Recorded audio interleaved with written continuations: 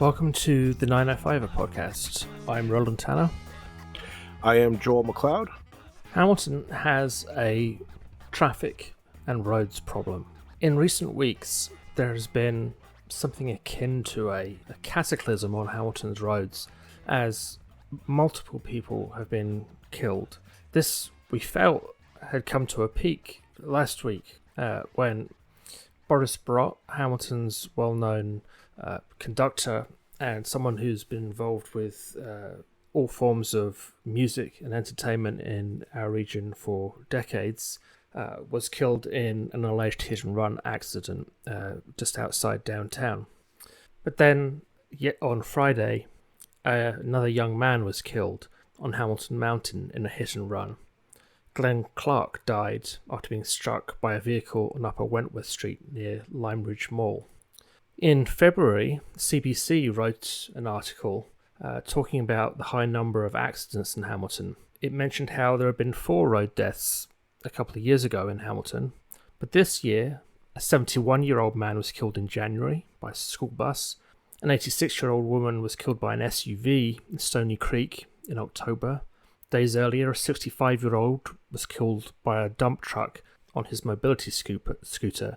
In January of 2021, an 81-year-old man died while attempting to cross Main Street East without the right-of-way, was the quote used, although I don't see that that's an excuse for killing somebody. Then, on March the 19th, 3 people were killed by the driver of a stolen Toyota Prius after the speeding vehicle went onto the sidewalk, crashed and burst into flames. This is a huge problem, and Hamilton can't carry on behaving that this is just normal. This is a cataclysm happening on the streets around us, and it's a disaster made by design, because our roads are not designed to be safe, and they're not designed to keep humans and traffic at a safe distance for each other, or to keep cars at speeds where death doesn't happen. To discuss this crisis on our streets, we spoke to Alex Bishop. Alex Bishop is a business leader and consultant to executives and politicians. He has successfully created hundreds of millions of dollars in funding for mental health programs and has advocated to prevent legislation that would have trampled on Indigenous people's rights. His firm was credited by QP Ontario as the reason Ontario schools didn't go on strike in 2019. His advocacy works stems from turning his life around and getting sober in 2011, and a realization that any privilege comes with the duty to give back. He writes regularly for national publications, as well as being a regular contributor on television. But he's most proud of being a father of 2 extraordinary children. Welcome, Alex Bishop, to the 905 podcast. Thanks so much for joining us today. My pleasure. It's great to be here. So the reason we invited you on was just, the final impetus was the tragic death of Boris Brott last week, killed by a car in Hamilton, which comes after what seems like a month or a couple of months or 6 months of fairly frequent, really horrendous accidents in Hamilton, which have seen multiple people killed. I think there were 3 or was it 4 people killed in a single incident of a car kind of mounting a pavement a couple of weeks ago, and it obviously just reawakens the whole issues of safe streets and the kind of vision zero that we're all meant to be aiming for. And actually, I mean, I was just speaking to you, Alex, on the phone yesterday, and it's like, is Hamilton signed up to the whole vision zero thing? And you said yes, absolutely. So maybe you could give us a bit of, as I get feedback in my headphones, as we perhaps you can give us a little bit of the history of where Hamilton is on its kind of roads and safety policies.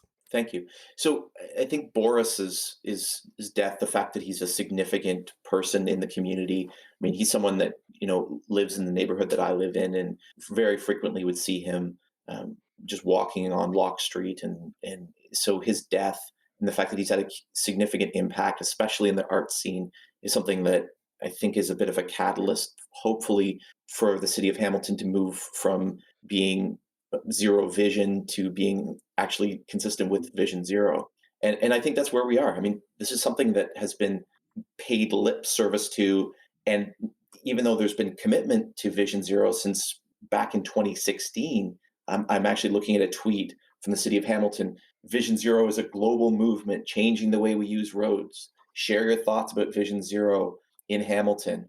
Our vision is zero fatalities or serious injuries on our roads. Well, that's not happening. It's happening because the city of Hamilton consistently is prioritizing the perception of convenience, not even the reality of convenience, but the perception of convenience over safety. This is the only city that I can think of in Ontario where we have a 400 series highway that goes from 2 lanes in one direction to 5 lanes on Main Street in a city street. And this is absolutely abhorrent that this is something that we still have in 2022, given way back in 2016, we've made a commitment to Vision Zero. And we need to actually get serious about what this means. And the solutions aren't as dire as some of the naysayers would actually come to make you think. Well, on that note, I mean, I think when people think of like, oh, zero road fatalities, and zero major car pileups or whatever have you, like that's pie in the sky, like that's lovey dovey. We would all like that, but let's be honest here, it's unrealistic because there are people who look at say you can't stop somebody from driving bad. You can't stop somebody ultimately really from speeding and causing a fatality or a horrendous accident because they were careless. I mean, you can punish them after the fact, and that might be a deterrent to some people. But let's be honest here, Alex. Like that's just pie in the sky wishful thinking, and you're a naive tree hugging hippie to want to say, hey, let's have no car fatalities on our roads. And for the record, people, I am not actually this cynical. I'm just playing devil's advocate. Oh, yes, you are. Yeah, I think that's a fair statement. Is how can we possibly get to zero fatalities or serious injuries on the roadway? Well, there's a couple things. I think one of the first things that the listeners need to understand is that if collisions happen and at a lower than 40 kilometer an hour rate with a car and a pedestrian or car and a bicyclist, then there's a over 80% survivability rate. So the focus should be, how do we find a way to design streets to stay at that level? And here's a couple things that can be done at very low to little cost for the city. One of them is to keep the lanes more narrow. So lanes that are over 2.1 meters in width encourage everyone to feel safer, like on a 400 series highway where they're that wide, and you drive faster. We've all had the experience of being on a more narrow street. And as a result of that, Joel, Roland, what do you do when you're driving on a more narrow street? Slow down. You slow down. Why? Because the psychological effect of, oh my God, I may bump into something, naturally slows us down. So it's one of the things that many city planners who care about the safety of pedestrians, of all of us, will do. And so it's something that we can do when we're taking, let's say, Queen Street, and we're looking to, when it was one way from Main Street all the way up to Aberdeen, now it has that 2-way section. One of the effects of it is the one lane that's going northbound is more narrow. And you can actually see the flow of traffic, and the design of it is causing traffic to slow down. And that's a simple thing that we can do. The other thing we need to do is we need to look at, why on earth do we have this gigantic freeway running through the middle of our city called Main Street, when it's actually detrimental not just to pedestrians, but to the businesses that we say we're trying to support? Let's not forget that Hamilton has a more than $3 billion infrastructure deficit. $3 billion. And what that means is that the roads that we all know what they're like driving on roads in Hamilton right now, the sewers and all the infrastructure, we have $3 billion of back repairs that we should have done. And one way to actually get ahead of this is to encourage more small businesses to come into the city. And one-way streets deter the success of small businesses. Two-way streets where there's more walkability, encourage and actually create more sustainability for small business. So I think we need to think about in terms of that lens as well. I like what you're saying. It makes sense to me. But here, I'm playing devil's advocate here, and here's the counter argument to that.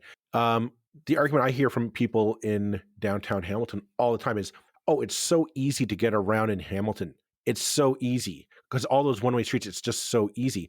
However, I do not live in Hamilton, and I will tell you this much: I hate it. I loathe driving in downtown Hamilton because it is a pain in my neck to see. Like I see the destination I want to get to, that building over there, but I got to go down 5 blocks, over 3, up 4 more, and get to a parking garage or whatever. It's a pain in the neck. But no, it just seems I've never heard anyone who lives in Hamilton who buys into that mentality of, you're right. Like I don't want to see, like, why would anybody want to open a small business or a shop on Main Street or King Street when it's like, who's going to stop and like, oh, I want to go into that little boutique and I want to shop, a men's clothier or a ladies clothier or a bookstore or whatever have you, a restaurant even. I want to stop in there. I'm going to pull over to the side or pull off and just walk it. It doesn't you don't even see it because you're driving so fast. How do you combat that mentality? Like, we're talking a generational mindset that is just ingrained into Hamiltonians. How do you battle that? Yeah, I think there's the fact that Hamilton is a changing landscape is one of the ways that it's going to be changing. It's going to be dealt with because we've got new people coming in from the city that have never lived here before. Roland, great example. You're getting to learn about this wonderful city, and thank you for that invite that I've get to take you up on for the coffee. When what we're seeing is a lot of the folks coming in from Toronto that are moving to Hamilton really like the walkability piece of certain neighborhoods. They want more of that to happen. Second thing is there's education. Education is the solution to a lot of the problems that we have. The more we can talk about different ways of doing things versus, doing the things that I like doing, which is staying in my little echo chambers, the more we're going to learn about how things could be done differently. This morning, I had this fantastic Indigenous leader that I had met for coffee at Mulberry Street on James North, and she's new to the city. And she was remarking about how much she loves that she's can walk over to certain places and how the car traffic on James North is an absolutely mental sauce. Well, it used to be mental sauce not too long ago when there weren't the same traffic calming measures that are in place now. And as a result, if you look at the vibrancy of James North, it's really the model for what could be for the rest of Hamilton. Yeah, I mean, and just speaking as someone who lived in Burlington for 2 decades and who just now sort of at 6 months of being a Hamiltonian, I was profoundly ignorant of the real Hamilton, and to a large extent because of those, those, what do you want to call them, stroads or traffic sewers, or those big roads that dominate the center of Hamilton, that tend to be all use if you're visiting. If like I would come to Hamilton to get my passport renewed, or those kind of things, and all you would ever see was those horrible roads, then a parking lot. And what I never saw was that Hamilton is a beautiful city in so many ways once you get away from Main Street, and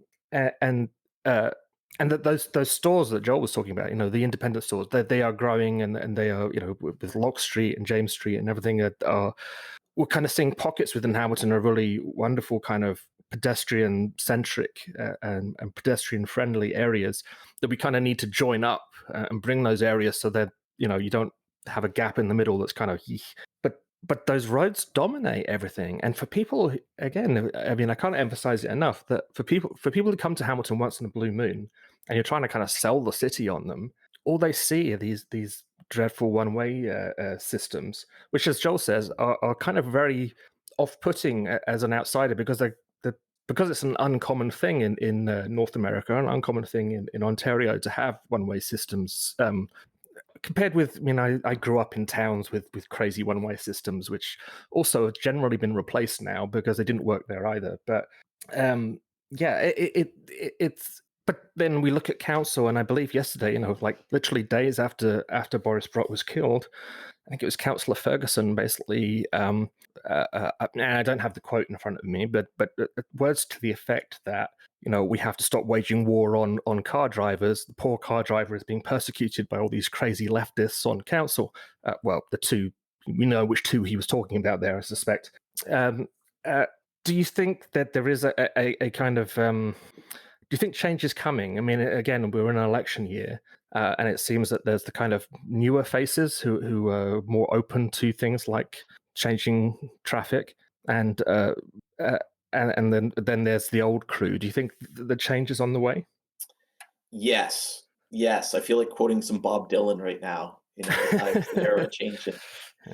Yeah. So I mean, if we run through kind of who some of the exciting names are that could be happening on council, very likely most of the incumbents will stay. So that means in wards 1 and 2, and it'll be harder to unseat some of the folks that are in, or any of the lower city wards, right across to the mountain, into Flamborough, into Stony Creek.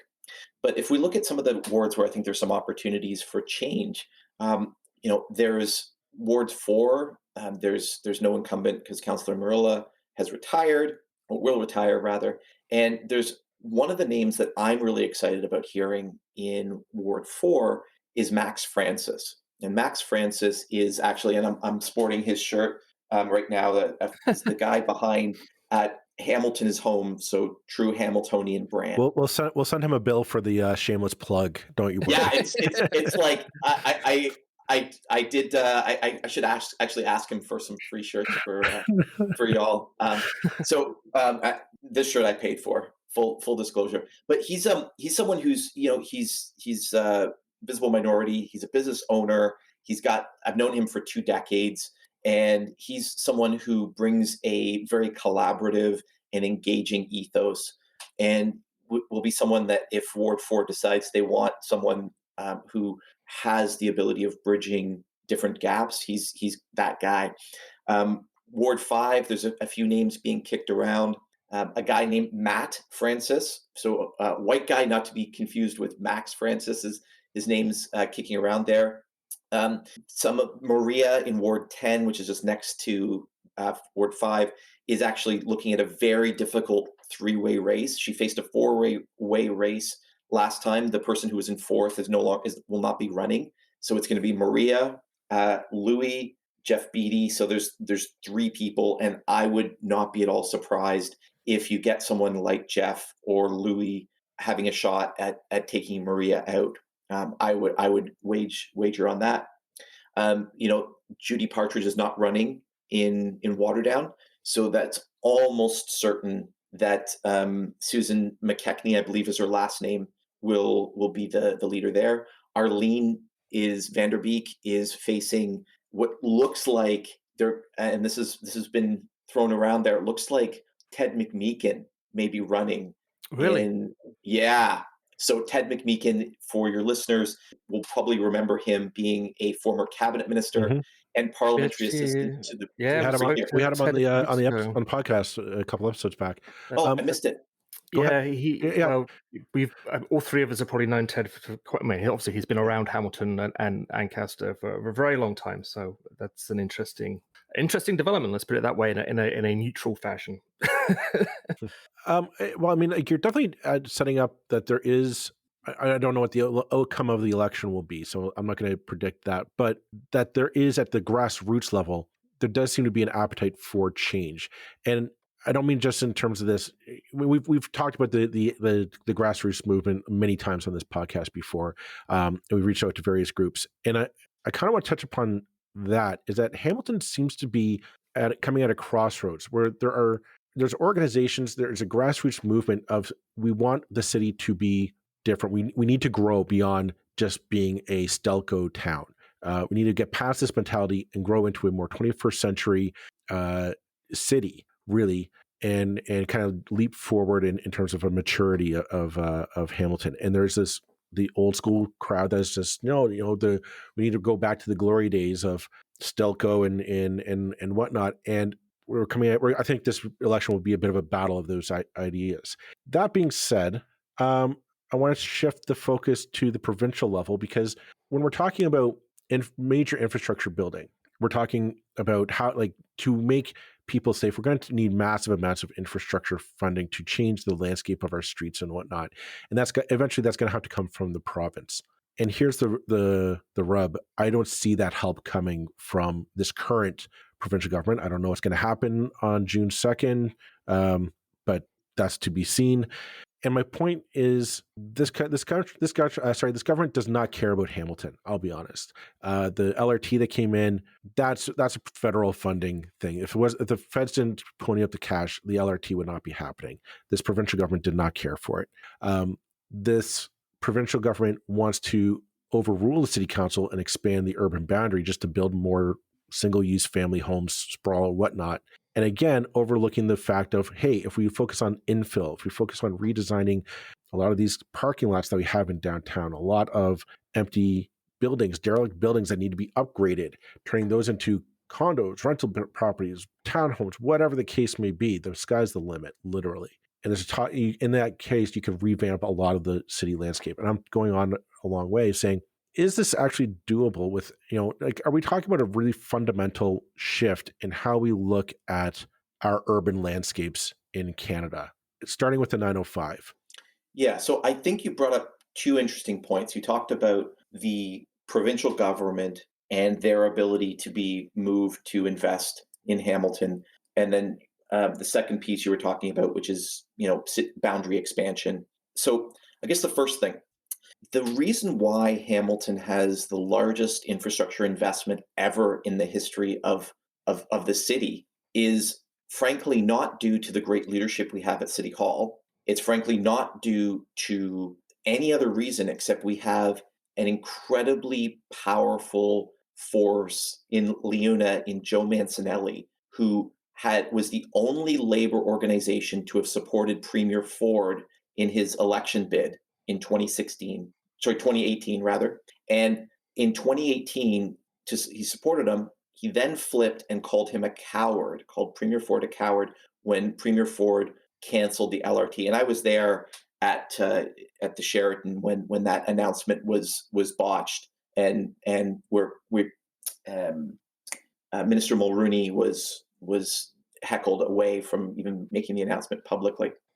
So what that does tell us is this province will be moved and can be moved on Hamilton-based investment if there is political influence that is pushed. And I think that's a really important point to notice. And I've written about the fact that the power and influence that Leuna has is actually a model that other unions, public and private sector unions, ought to follow, instead of doing what a lot of public sector unions or private sector unions do, and they exclusively attach themselves to one party. The flexibility that Joe Mancinelli has in terms of being able to support different parties is a huge power, a weapon that he's been able to wield. So that's one thing. The urban boundary debate. I'm of the opinion that Hamilton needs to grow up versus out. This is things that I've talked about when I was supporting LRT in the third party campaign we put together, whether it was articles I've written as recently as, I think this year, I wrote an article that Hamilton needs more density and not less. So, and I think the reason that doesn't happen and the boundary expansion is being pushed is because Hamilton doesn't know how to talk to Premier Ford effectively. If we were able to talk to Premier Ford as effectively as some of the single family developers have been able to talk to him, we'd have a different story. Look at what happened with LRT. We did a complete 180 on that with the help of Premier or with Minister McKenna and other leaders federally. But that's possible. Change is possible. But the problem is if we talk in a lefty wonk approach and we're talking policy, we talk fact, we're never going to win the feeling fight. We cannot bring facts to a feeling fight and try to win. That's a really interesting point, because I mean, I guess the one thing, and it's been somewhat hidden under the whole, because everything's been dominated by COVID for the last couple of years. But the one thing you could say is a good thing or a bad thing, or however you want to spin it, with Doug Ford is, here's a premier who will change his mind when pressure is brought to bear. And for better or worse, it's something, because that you can, when you take yourself out of the partisan kind of environment, you can actually work with that, at least. And as you say, actually, that LRT is basically the government has done two U-turns on this, from officially supporting it when it came into government, to cancelling it a couple of months later, to then throwing even more money into it a few months after that. Yeah, that's an interesting point. I mean, do you think? I mean, when I look at the council, I mean, much as Hamilton has a kind of a reputation as an NDP city, and with some good reason, I look at council, I don't see I mean, far from being a leftist, a council full of leftist kind of tree huggers, it's kind of, you can't say that about Sam Marula. You can't say that about Terry Whitehead, and you can't really say it about Fred Eisenberg either. So why can't they work with a provincial government, which in many ways is more to their way of thinking? I think it's stylistically. I think the way that all of the councillors and the mayor have gotten into power has been by having a very focused narrative where they haven't had to be collaborative across the spectrum, and having to speak to people who don't necessarily share their political ideologies. One of the things that I gave Fred money last time and supported him tepidly, and I think there were a lot of people that did that as well. And I think the reason why Yeah, is a function of there wasn't an alternative that a lot of people could agree with.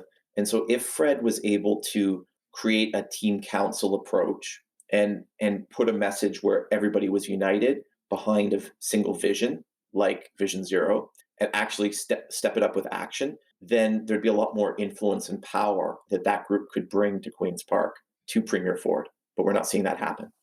But see, is that going to actually matter? Because I think that what I'm getting from this provincial government, and I should say from not the government, I want to say the PC party, this doesn't seem to be a party so much committed to ideology, in my opinion, as much as it's committed to winning. And my evidence to support that is that it's clearly tied to the development industry, because I believe that's where it's getting its bankroll from, is the developers and like-minded people putting money into the coffers.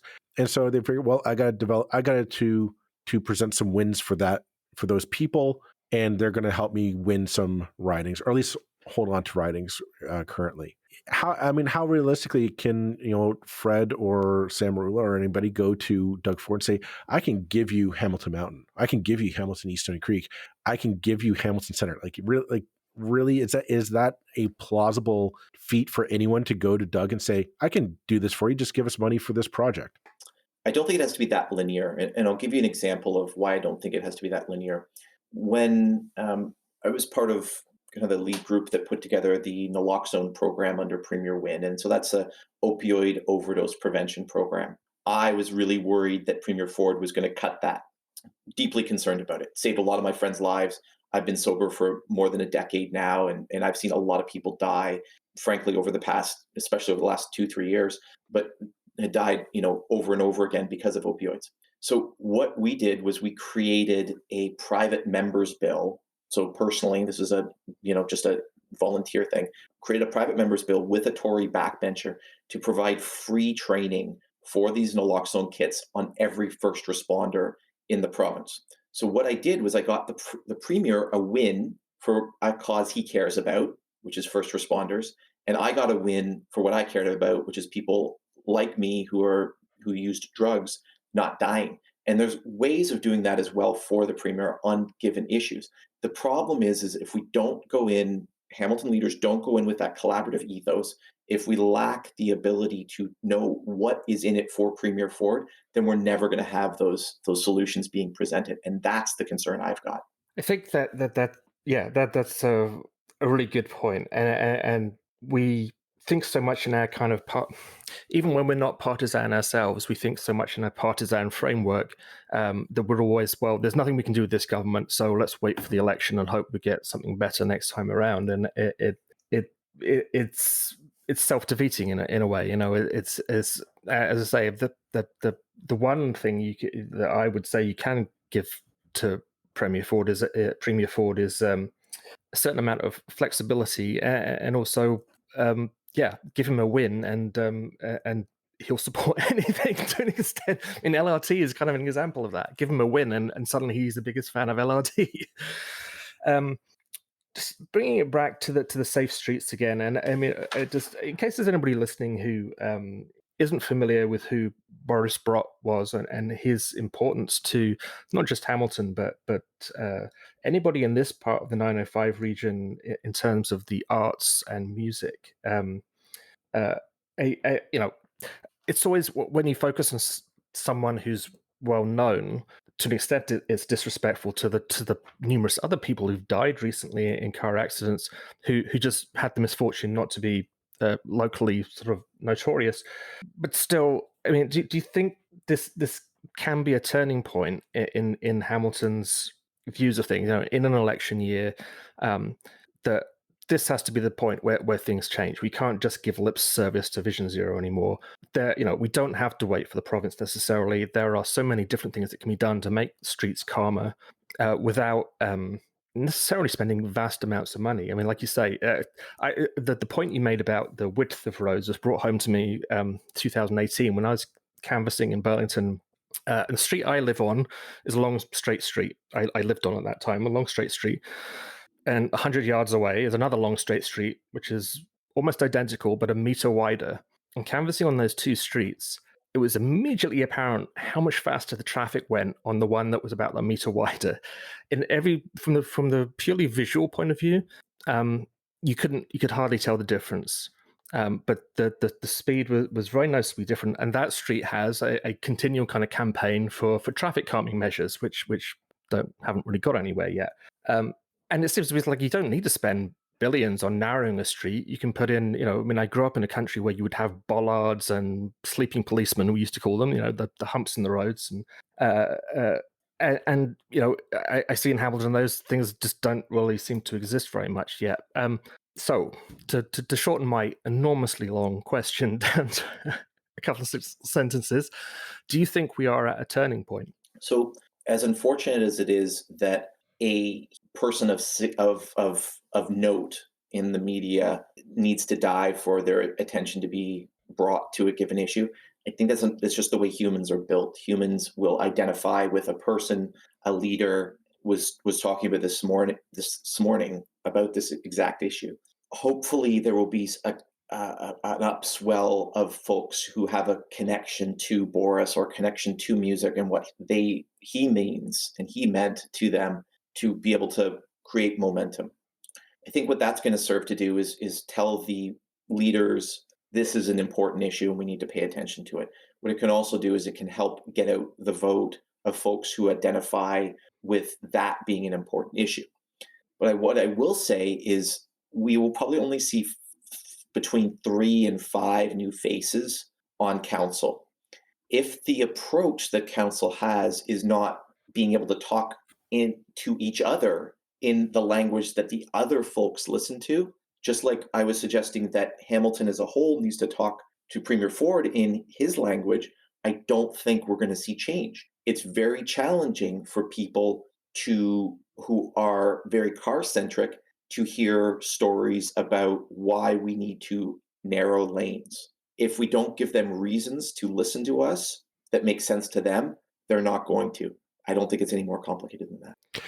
You know what? I think that's where we should end off the episode because we're coming up on our half-hour talking limit. Alex, thanks very much for joining us and sharing your thoughts and ideas. And clearly, this is a very complex, many solutions to a very, I guess, simple problem with Hamilton. And we'll probably want to talk with you again about it, probably post municipal election, whatever that might be. So thank you very much, Alex, for coming on. My pleasure.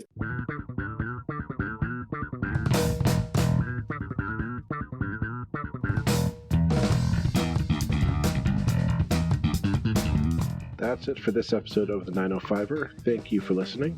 As always, you can send us your feedback, thoughts, and concerns or ideas for future episodes to our email, info@905er.ca. We'd love to hear from you. You can help us keep the 905er going by financially supporting us through Patreon as well as PayPal. Visit us at 905er.ca and click on the support tab. As well, links are in the show notes for your convenience. Lastly, you can find us on social media. Search for _905er on Facebook, Twitter, Instagram, and LinkedIn. So long for now. See you next time.